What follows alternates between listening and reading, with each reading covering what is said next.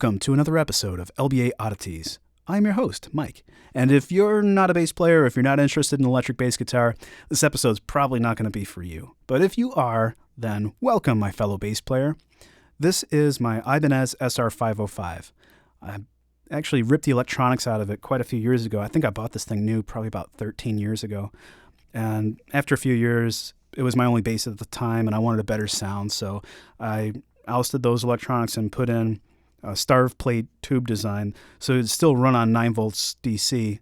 Put a 9 volt battery in there and it still works. Just not for very long, but pretty cool. I liked it. And then recently it started acting up, so I decided to fully revamp it in a way that I've always wanted to do, which is to make it high voltage inside. Still runs on a 9 volt battery, mind you, but it steps up that voltage internally to about 130 volts DC. So lots of headroom inside of an instrument, which is really different. So the real tiny knob right there is actually input sensitivity control for the preamp. As you turn that down, the signal from the pickups gets attenuated. So you can actually create a bit of a cleaner tone. And as you turn that up, you get a thicker sound. And then the middle knob is a tone control.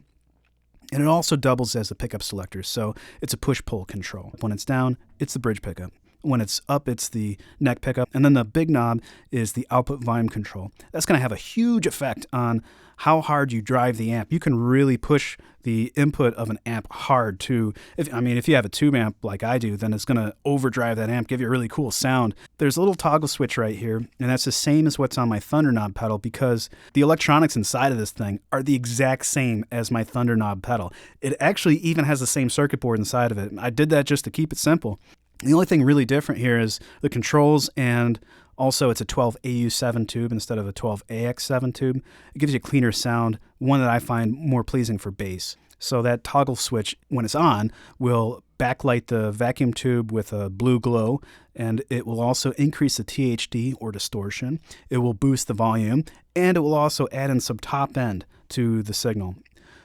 And then there's the 1/4-inch jack, which actually doubles as the on-off switch. So when you insert a cable, the circuitry turns on. When you pull your cable out, it turns it off. And that's just a battery-saving feature. It runs on a 9 volt battery, so it's very, very, very power hungry.